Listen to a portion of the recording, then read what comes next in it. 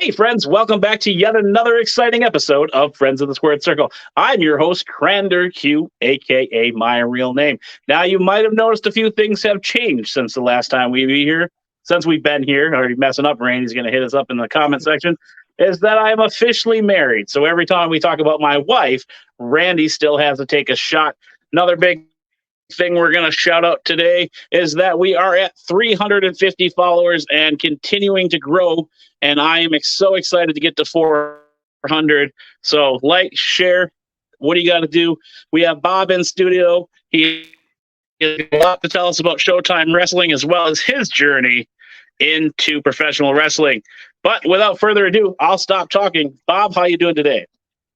I'm doing good. Thank you for having me on the show. I appreciate it. Oh, you froze up on. Perfect. Now, we met through a mutual friend, Jared, one half of the Draft Bros here. We won't talk about him too much because on Friends of the Squared Circle, you are the star. So we're just going to jump into it here. Tell us some of those first earliest memories.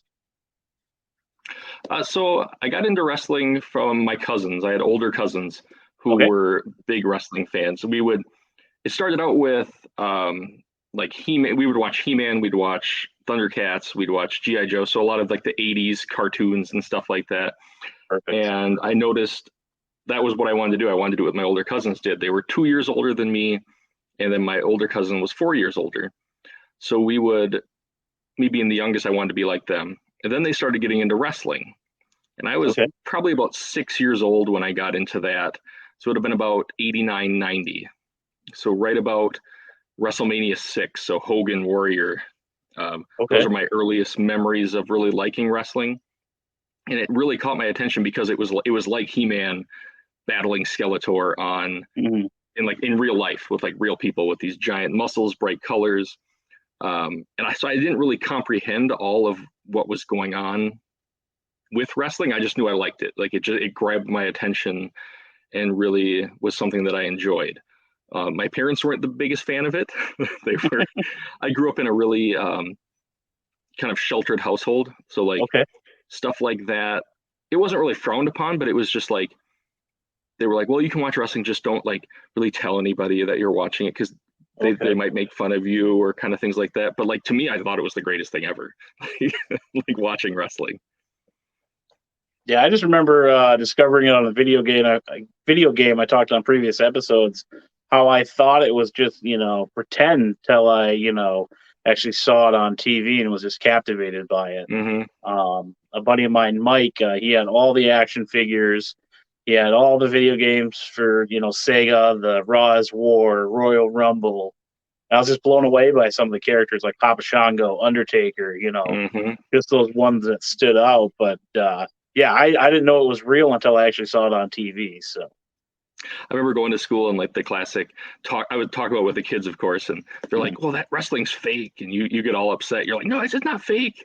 And then the older you get, you realize, well, it kind of is. But to me, it was real. Like I loved it. Like I was so enthralled with the characters. And when it first came on, it was on at like 11 o'clock at night.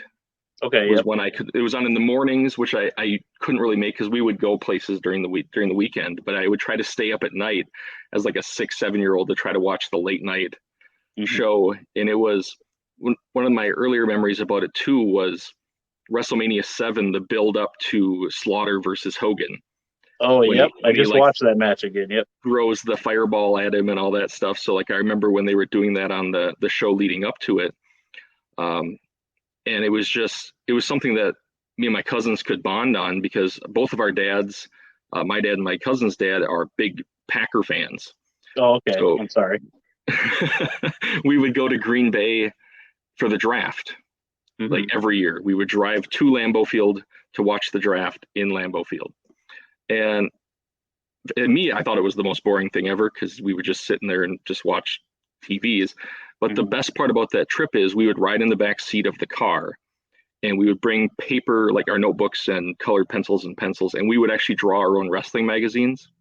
Very nice. So we had full leagues that we made up. We made up all our own characters. We made up, like we would write it just like the WWF magazine where we would have like a profile about the wrestler. We would have a recap of our made up pay-per-view that we did.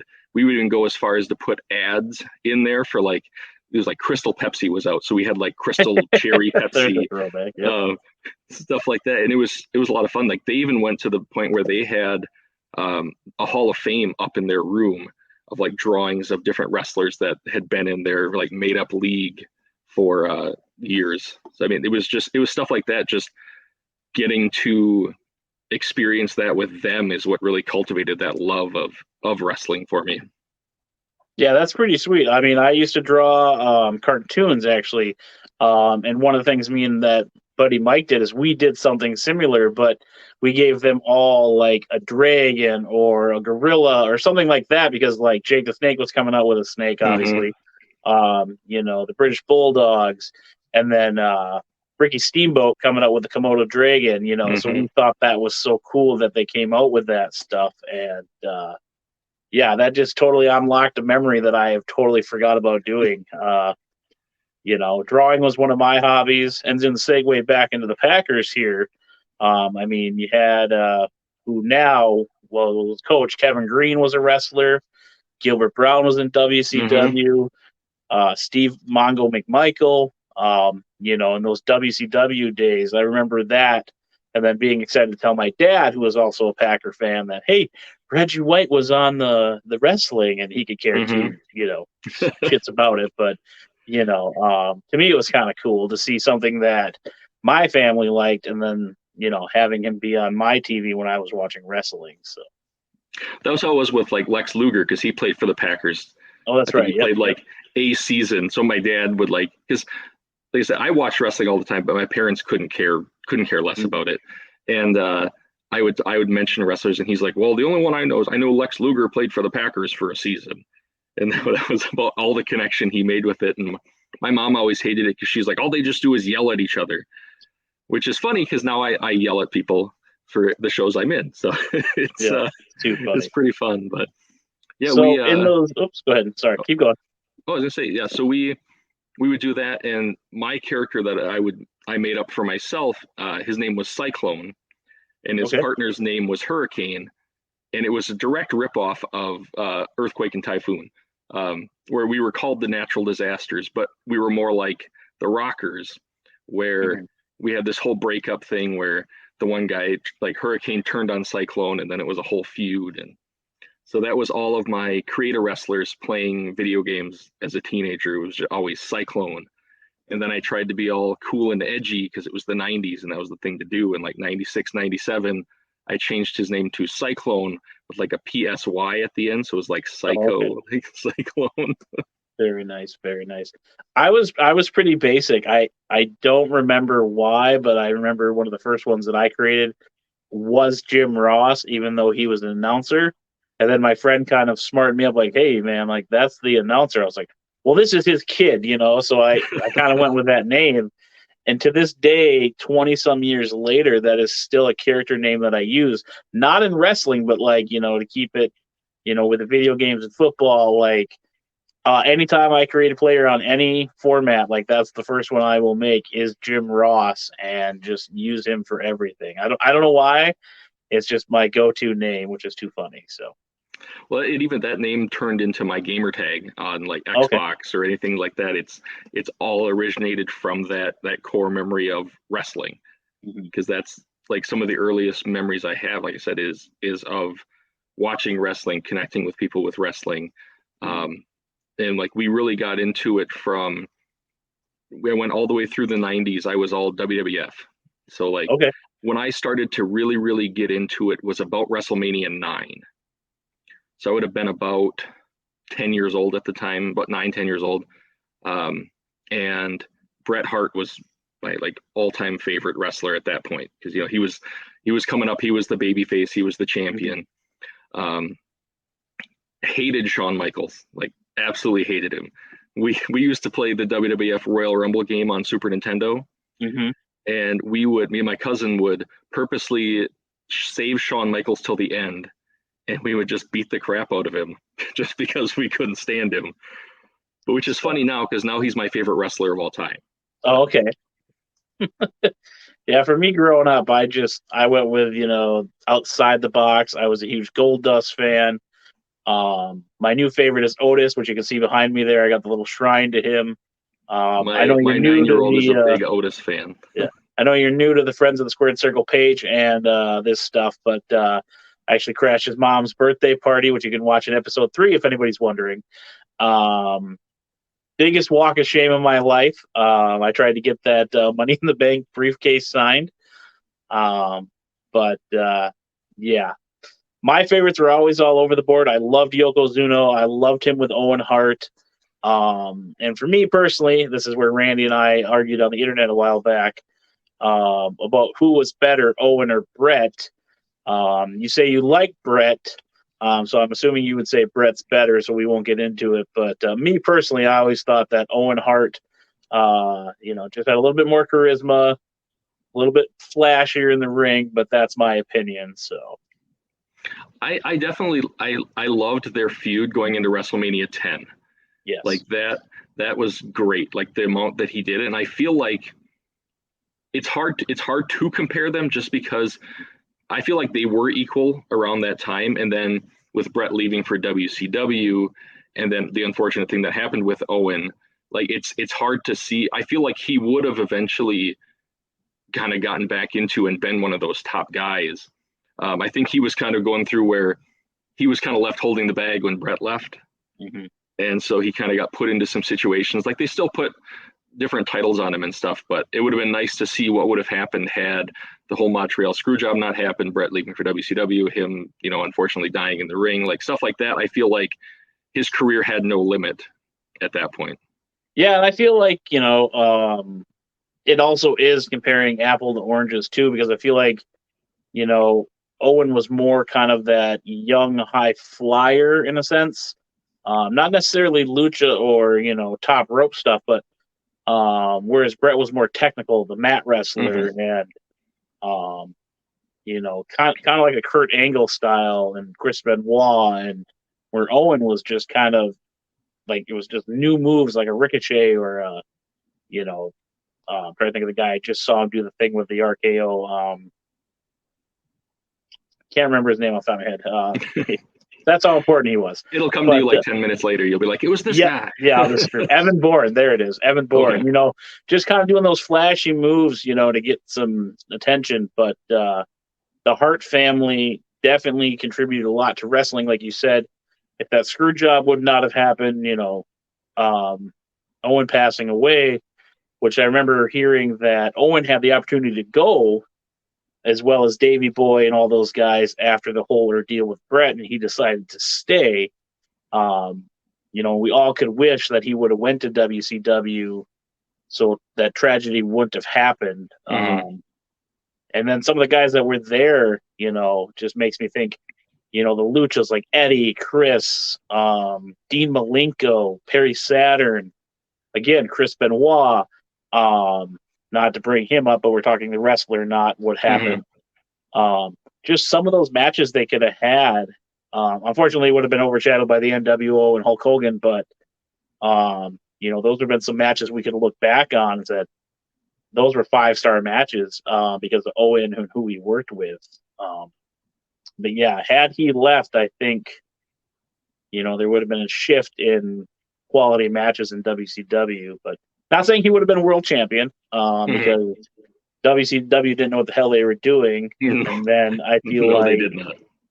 WWF was kind of still in that period where, okay, we got 4 guys, we're just going to run with them for the next 4 to 5 years, and then that's it, So. Well, that's the thing, like you brought up with when Brett went over there. I was so excited about it because I was all WWF up until about WrestleMania 12. And then like the NWO stuff started going in. Kids at school where everything was like, did you watch wrestling? Like, it was great. I'm so glad that I was able to live through the Monday Night Wars and be able to be a part of that. Like, but I was firmly team WCW. Okay. And Jared and I had a big conversation about this the other day because he was firm WWF. And so we were talking about how I was just, I tune into that first hour of Nitro, and then at 8:00 when Nitro would go to commercial, I would flip over to Raw.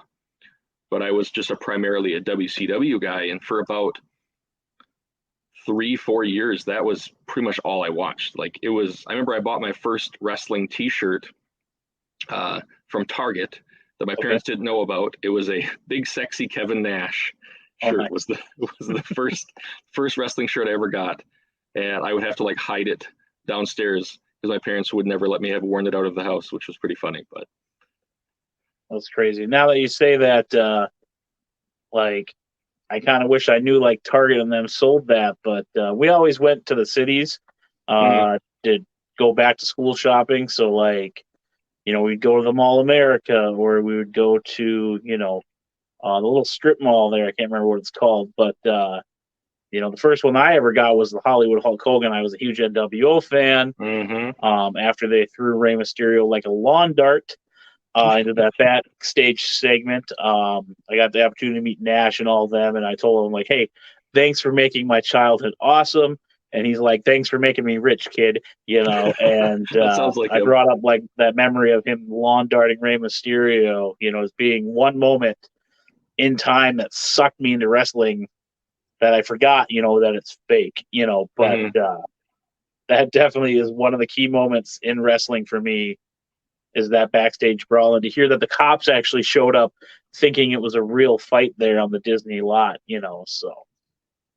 Yeah, I see you have them back behind you too. I read a lot of wrestling biographies just because I love hearing the stories, like kind of the behind the scenes stuff. Like I've read multiple books about like the rise and fall of WCW and things like that. And it's so crazy because they had so much momentum and they were just killing it for weeks and weeks and weeks. And they just did themselves in, which is unfortunate. So it would have been nice to see what they could have done had they not pretty much just beat themselves with kind of the inner turmoil they had going on. Yeah, and it is a shame, because like you said, they're toe-to-toe with one of the biggest wrestling companies. Honestly, they could probably still be around. I wouldn't know like who would be dominating, but it would be cool if it still was. And now that we have the resurgence of AEW, it's cool to see more wrestlers getting spotlights, more wrestlers getting the opportunity to be out there, like the young Dante, Sky Blue, Sierra, just to name a few around the area, as well as, Rennie D getting a chance to be on there, Laney Luck.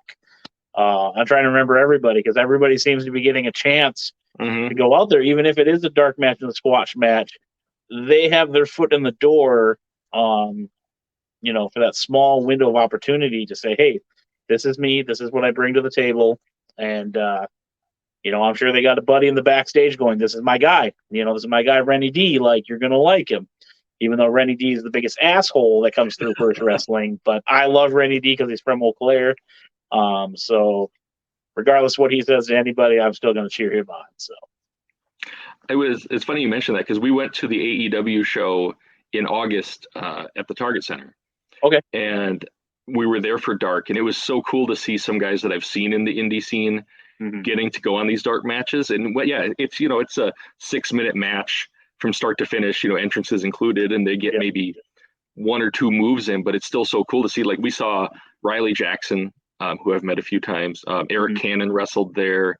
And so it was nice to see a few other guys that I'd seen around the area getting to be on that big stage. And that's one of the things I like about AEW is that they do have that when they do their dark shows, that they go and they show some of these local talent that you may not have heard of. So then you can say, hey, where does Eric Cannon? Oh, hey, First Wrestling. And that kind of lets you pick up the indie scene. And it's just good for the health of wrestling in general. Because I feel like WWE, as you brought up earlier, had no competition really for the longest time. And it was kind of, they were just competing against themselves. And when you have nothing to compare yourselves to, your product can get a little bit stale because you don't know what people want, Yeah, they're constantly recycling a lot of old things too. I'm more of an indie guy. Myself, I love going to independent shows. I love sitting front row. I love having my signs. I talk shit to the wrestlers. They get ripped up. Like you mentioned, Riley Jackson. One of the first couple shows I brought my nephew to, he ripped up Riley Jackson. Riley Jackson ripped up his sign. My godson jumped out of his seat to attack Riley Jackson, which happened to be at a Showtime show, which was great. I just feel like the independence is more personable. Mhm. You get to chat with the wrestlers. You get to go up and see your, old heroes from the WWF days, or WCW days, and just tell them like, hey, I'm a fan. This is why I love you. Blah blah blah. Don't ask them what their favorite match is. Don't ask them how much money they made because those are the same questions they always get. But I just like it because it's more one on one with those guys Mhm. versus going to a con where you literally stand in the line for an hour and get 10 seconds of their time, or um, like AEW, I've noticed WWE starting to do it now during commercial breaks, is where after the show they stand ringside and they'll sign autographs, take selfies with the people. I think that's very cool because that gives those people an opportunity for that few moments to interact with the stars. Mhm. So, Well, and that's what's nice about indie shows too, is you get to go and hang out with people who are hardcore wrestling fans. Yeah, you'll have a few people who, hey, let's go check out this wrestling, but most of the people there are people who've grown up with it, like we have, or who have those memories that, hey, like I got to go, say like Lex Luger is one I really want to go meet. I know he does some of like the MAW shows he's made appearances for, and just getting to meet those wrestlers and have that opportunity to get close to them and be like, hey, like you are part of the reason why I fell in love with wrestling, like the Lex Express that he did around, going into SummerSlam. And my cousin and I were talking about this the other day. I was just a huge Lex Luger mark, and was so disappointed when he did not beat Yokozuna, or I guess he beat him with a disqualification. But then with the whole WrestleMania 11 thing, and just a big fan of his, even as I was watching WCW growing up. And just recently read his book, thought it was really good. I enjoyed it. I just haven't pulled the trigger to meet him, so I'm hoping he'll come back around again, because I missed the show he was at before. But yeah, he seems to be doing a lot more appearances, which is great. I know not to get into religion and stuff, but he's out there spreading positivity with that.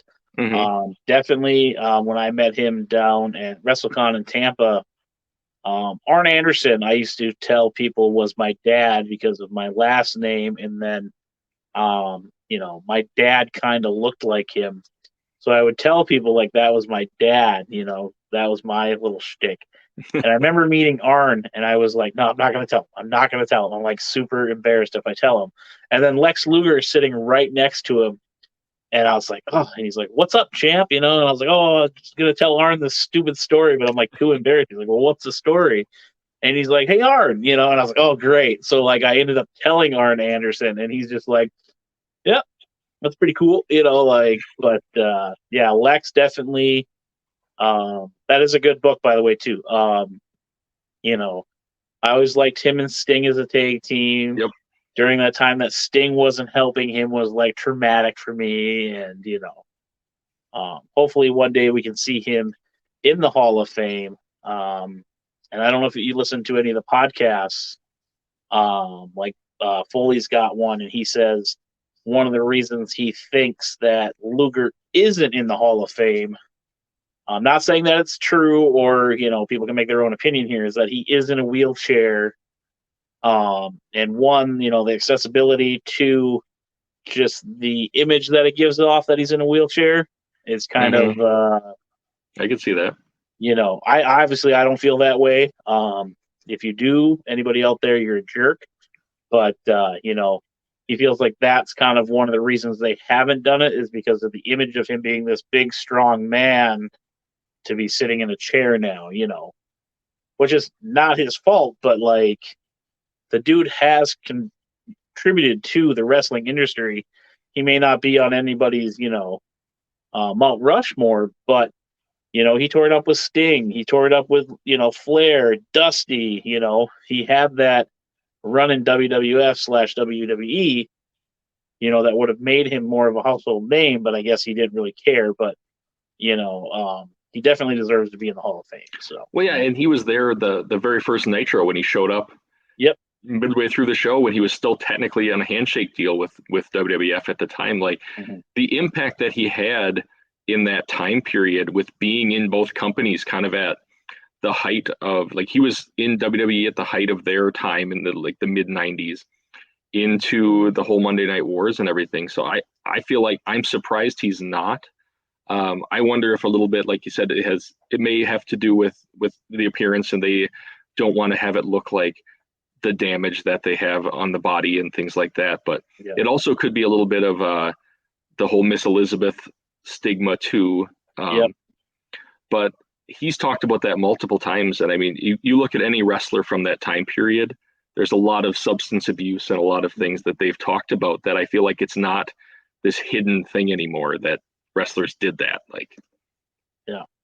And with that too, like, you know, you said you like reading the books. I love reading the books. It's like the only books that I can really get into is biographies. Down below is all my sports ones. But, you know, how many times do we have to read about our childhood heroes going through this dark period of time and being so oblivious to it until A, they come clean, B, get in trouble, or C, ultimately they die, you know? I'm sick of my heroes dying because of drug use and, you know, other things. And this is one thing that pissed me off about The Undertaker is that he said the boys nowadays are soft because they rather sit in the back and play video games. But in my day, we're out in the bar drinking till 2 a.m. And then you hear stories about how the younger guys felt obligated to be out at the bars and drink with these guys. And it's just like, you know, they're finding a safer way to bond, another way to promote themselves with the Twitch and everything. But it's like they found something they're happy about and you're shitting on it because you'd rather go sit in a bar versus being safe and not destroying your inner body to make some other people happy, you know. I got a lot of respect for Taker, but that one kind of like poked me the wrong way. Like, so you'd rather they be out there doing, you know, alcohol and drugs instead of playing on a video screen. You know, I'd rather play the video games, in my opinion. You know, yeah, I'm there with you. Especially if you got a family, like it just, you know, makes you kind of look shitty. Like, oh well, drugs are more important, you know, or video games. But you know, it's like they found a safer way to bring in revenue, a safer way to make it town to town. You know, how many times do you hear about a guy that doesn't make a town because he was too busy playing video games? You know, none. You know, But how many times did you hear about in these books where, you know, Flair or you know Hall are too messed up to make an appearance? You know, like, come on, Taker. You know, like, sorry, but that's my rant. Sorry. Oh no, you're fine. Well, it's funny you mentioned Scott Hall because that was kind of getting to where, you know, like the late 90s of WCW towards the end with Scott Hall when he was having his own issues at that time when he was coming out, and them kind of trying to play it off when he comes out on live TV drunk, and them kind of trying to play it off like this is part of the story and trying to figure that out. And it's like being a 16, 17-year-old kid, you're like, you never know what's real and what's not. And that was part of the cool part about wrestling at the same time was a lot of the stuff that happened, it was hard to tell what was supposed to happen and what wasn't. And about that time, so at about 98, 99, my oldest cousin got into wrestling. He went to school because it was his dream. He was a big fan like I was and went to wrestling school with Ken Patera and learned how to wrestle. So I actually got to go watch his first ever show. That was my first ever indie show. We went to watch him. We piled in the back of my aunt and uncle's car with my other cousin, went and watched him. And that was the first time I actually got to see wrestling up close because I had never been to a live show. I'd only ever seen it on TV. And we went to this tiny little high school with maybe like 50 people in the high school and watched this wrestling show. I still remember he wrestled a guy named Matt Burns, which was a great wrestling name. And it was so cool to see that other side and be able to talk to him about kind of what it is to see like behind the curtain and to learn that stuff. And that was something I always wanted to do. Unfortunately, never really got into it until like the last year because like I had, you know, other things going on, got married, had a family, stuff like that. But wrestling is something that's always been with me and has been something that I've enjoyed. There's been periods where I don't watch it as much as I used to. Like once I got out of like junior, senior year of high school, I was playing more basketball, playing soccer, got into college, was doing more of that stuff. but that's what I love about wrestling, is it's always there. Yep. You can not watch it for, a few weeks, few months, few years, and you can go back to it and it's the same thing. Like the characters may be different, the promotions may be different, like with WCW folding, but the memories are still there, and that's what I will always love about WWE. I may not agree with some of the stuff or some of the decisions they make or things like that, but the memories that I have and that a lot of us have from that is something that you can't ever replace. And that's just what I love about wrestling and then the nice part about when you haven't watched it for a while, you can go back and then rewatch everything again, Yeah, I always say it on here. Kids have it so easy with these streaming services. Whereas, like, if we wanted to go back and watch, during our time period, we would have to read about it, find someone that recorded it on a VHS. Yes, VHS, kids. I don't think there's a lot of kids that watch this, but as well as, if that pay-per-view came out and you missed a match because you ran to the bathroom or the pizza showed up, you're waiting 2-3 months for that pay-per-view to come out on tape. Yep. As well as, does your local spot get that tape in for you to rent? That's one nice thing now is the DVDs are so mass produced that you can, a month or two after the pay-per-view, you can buy it. Or if you have the streaming services, the next day or a couple days after, if you were busy, you can just throw it back on and catch up. Same with the episodes of Raw and SmackDown. It's so easy for people to get content today, and I'm just in awe of how much is out there, And I'm sure you guys have had some live shows there on the Fight or other apps. It's just so cool how much is out there. That's how you get more discovered too. You're not just sending in your highlight reel. You can just send a link right on an email, kind of like I did today to invite you on the show. Like just like that, you're here. So it's crazy.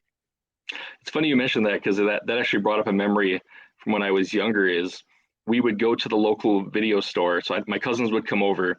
I was probably about 10, 11 years old. And we would go to the movie store like Friday night. They'd come stay at my place and we would just pick a wrestling video to watch. So because we hadn't seen many of the pay-per-views, because it was the only way we ever learned about them was reading in the magazine. So we would go get the pay-per-view. Royal Rumble was our favorite, still my favorite pay-per-view to this day. And we would pop it in, have our snacks, and as soon as the national anthem would play or whatever they had in the beginning, we would stand up and put our hands over our heart like we were there. And that's just something, like when I get together with my cousins, as we always talk about, we had a WrestleMania party just a few weeks ago, and during the national anthem, me and my cousin were there and we both stood up and put our hands over our heart because that was just something we remembered bonding over, and just watching those wrestling videos, like not even caring if it was like SummerSlam 98 or 88, 89, just getting to enjoy the show was just a good time together. Yeah, and two things with that. I remember like going to like the local Gordy's. I'm sure you live down in the same area where I'm from. But like going there and they had like the clearance tapes, and I found SummerSlam, I believe it was 90 or 91. It was Rick Rude, Ultimate Warrior in a steel cage match with the big blue cage. Dusty Rhodes losing Sweet Sapphire to $1 Million Man. And I hated him so much for that as a kid that I was able to tell him that when I got his book signed, that like I want to meet you, but like just know deep down, 12-year-old, 8-year-old Cal is still pissed at you for stealing Dusty Rhodes, Sweet Sapphire, and then the other thing is like, this show, hence the name Friends of the Squared Circle, it brings people together, and I can't stress that enough. You and I just met through this love of wrestling. Obviously, we're going to get you back on too, just like everyone else here. It's just something that brings people together. Your guy could lose, my guy could lose. We talk shit for a little bit, but then we're right back there watching the next match and having a good old time versus, I don't know how many times I see videos on the internet of like a Dallas Cowboy fan fighting a Redskin fan, Commanders. Came from a different generation there. fighting over football. It's like it's a real sport. I get it, but like, do you really spend all this money to go to this football game to fight each other where wrestling fans are just bantering back and forth? We're cheering each other on because you could like wrestler said A, I could like said B, but then the next match we both like wrestler A, So it's I've met a lot of great people through wrestling. You know, it's gotten me and Jared and Jace back to talking. Like I said before, they're on here a lot, the Draft Bros. But like it's such a great community where you can meet friends. I got friends in Florida. I've got friends in, Detroit. Once was up in New York. It's shout out to Hambone, by the way. You got to check that guy out. He's got a podcast called The Ego Drip. He does fashion and wrestling, which is so awesome. Cool because it's another take on wrestling. But I mean, I got friends all over because of wrestling.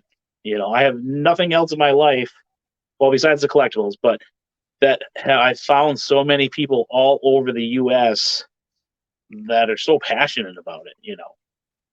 Yeah, that's what's great about, like you said, about with me I do a lot of stuff with the independent wrestling stuff with Showtime now, and getting to talk to those fans and meet them and kind of talk about, well, who's your favorite wrestler? What did you grow up doing? Because some of them that I'm meeting now, like I just turned 40 this past month. So I'm a lot older than some of the people who come there. So they'll be like, oh, I'm a big fan of John Cena. I'm a big fan of this. So it's nice to talk about the different generations. Cause like my favorite wrestlers are Shawn Michaels, Bret Hart, Hulk Hogan, Kevin Nash, Scott Hall, like all around kind of that 90s, mid 90s, early 2000s era. But I do like a lot of the newer wrestlers. I'm a big AEW fan. Okay. I was really, really big into them when they first came out. Not so much into the Young Bucks as I was, but like I'm a huge Cody Rhodes mark. Seems to be the trend with Young Buck fans. No offense. I loved Cody when he first came in. Loved him when he came over. I popped super hard when he came to for WrestleMania last year, because it was heavily rumored that he was going to be there, so you kind of knew it was going to happen. But then when his music hit, you're like, wow! It took me back to the Monday Night Wars era, where you had somebody coming over from another company, and it was a huge deal.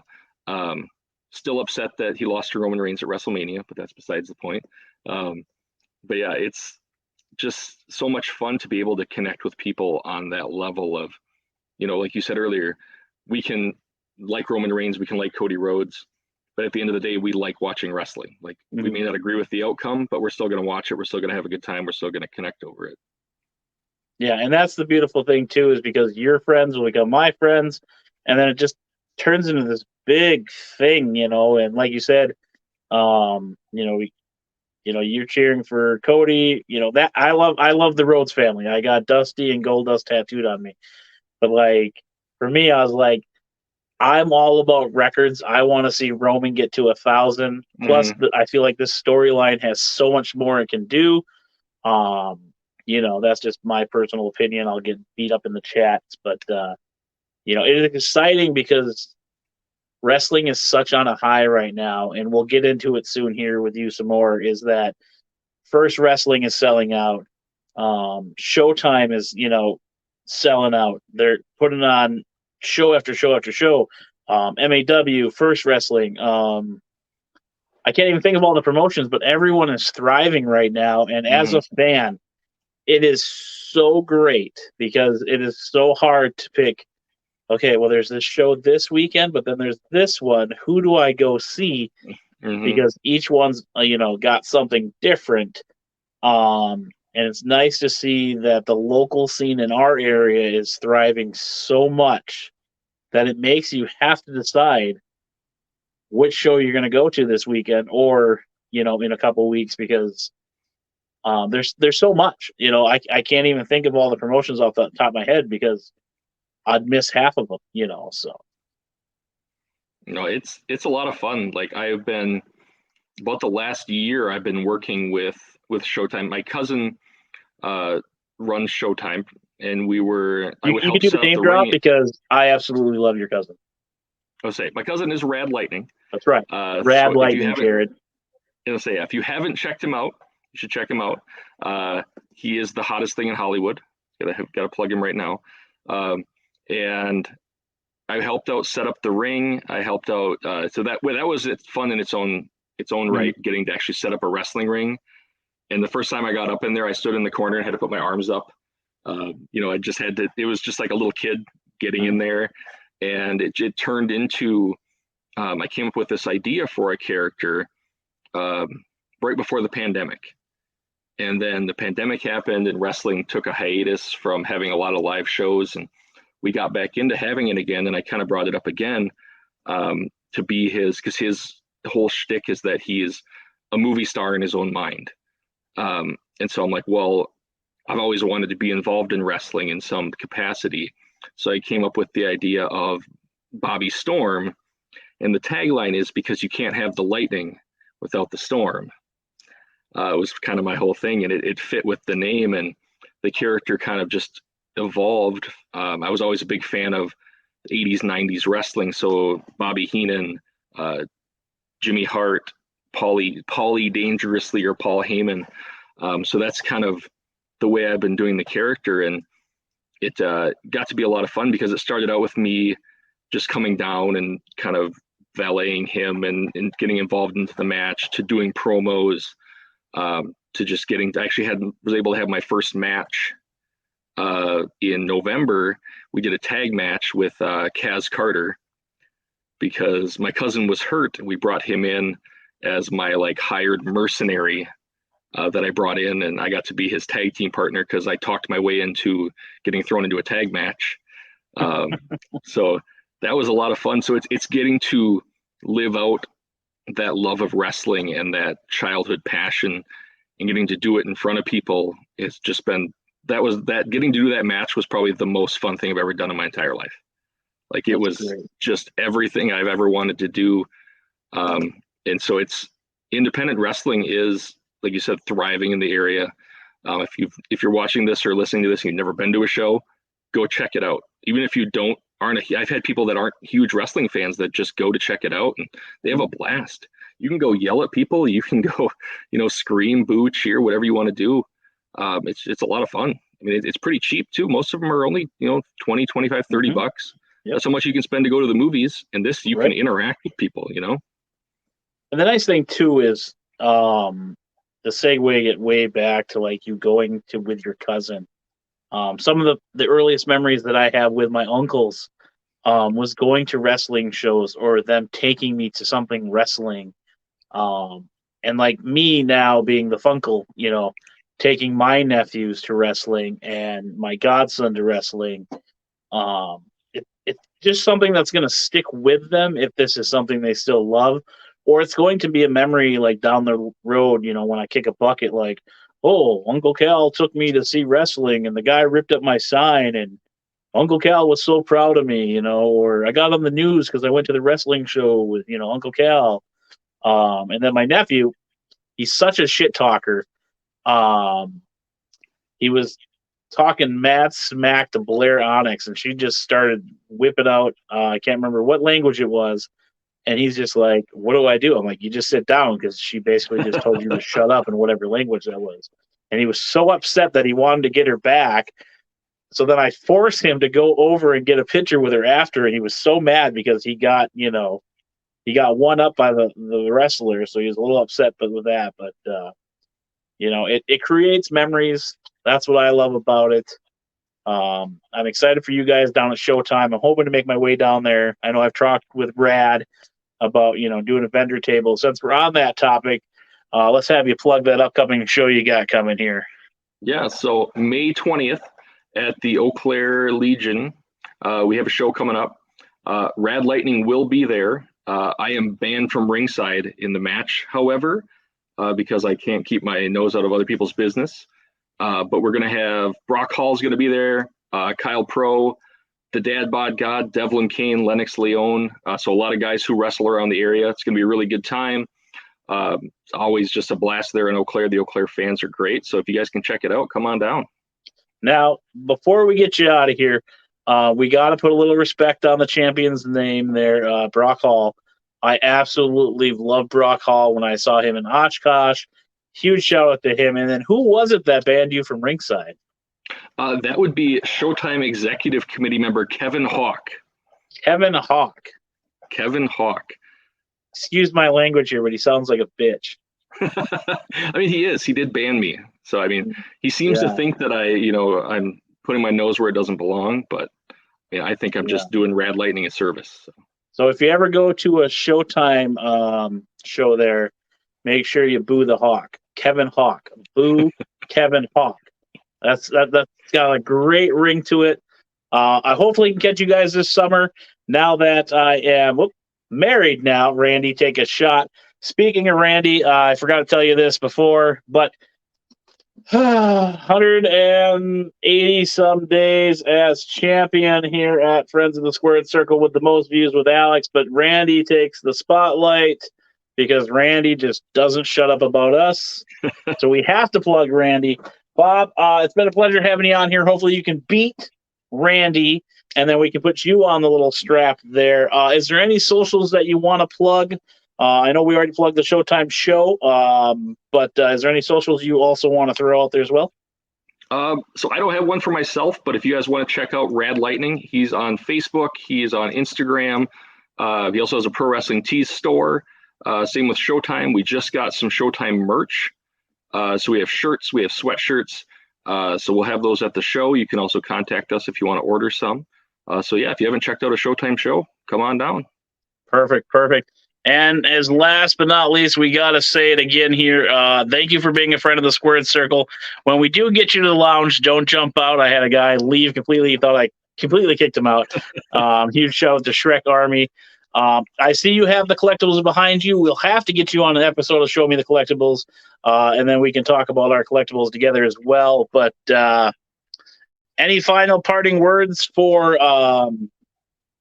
Showtime, yourself, or that Mr. Hawk? So I would just say, if you're a wrestling fan, if people are, you grew up people making fun of you about it, or people gave you a hard time, stick with it, have fun, be who you are. If you love something, stick with it. Just because it's a lot of fun. Like, I've met a lot of good people. I've met a lot of good friends. If you haven't been doing an independent show, go check one out. You might make a new friend. That's where I met Jared, and we're really good friends now. So go out, have a good time, boo the bad guys, cheer the good guys. Have a good time. Perfect. And make sure you make those signs. Boo Kevin Hawk. Exactly. All right, we're gonna kick into the lounge here. We got a little video package here, and we'll talk to you in a second here. All right, sounds good. Appreciate it, Bob. Thanks for being a friend of the Squared Circle. Thank you for having me. All right, folks, that is another exciting episode of Friends of the Squared Circle, where I'm your host, Crander Q, a.k.a. my real name. Now, let's not forget that we are up to 350 plus friends here at Friends of the Squared Circle. So if you're watching, please give us a like and follow on Facebook, as well as check us out on YouTube and subscribe, because every time we get a new follower... Oh, boy! Yeah! We get so excited to make new friends. And with that being said, it's your boy, Crander Q out. Hey, friends, thanks for tuning in to yet another exciting episode of Friends of the Squared Circle, where I'm your host, Crander Q, a.k.a. my real name. Now let's jump into the sponsors, shall we? Make sure to check out ChefKeithFoods.com for all of your salsa needs. The best made fresh since 2019. Flavors include Ragin' Reaper, Hoppin' Habanero, Groovy Garden, and more. Check out that website today. Also, check out our friends over at Superior Creations for all of your custom tumbler needs. They are on Facebook.com/Superior Creations MN. Also, Darren Corbin, give him a like on Facebook, Instagram, YouTube, Twitter, and TikTok. Yes, Darren Corbin is on TikTok. And another great way to support Darren is by checking out Patreon.com/Darren Corbin, where tiers start at just $1. Last but not least, make sure you give us a like and follow on all of our social medias as well. We want to thank you for being a friend of the Squared Circle. Tune in for more episodes. Also, if you want to get merch for yourself, you can check out friendsofthesquaredcircle.org for all of those needs. And it's your boy, Crander Q. Crander Q out.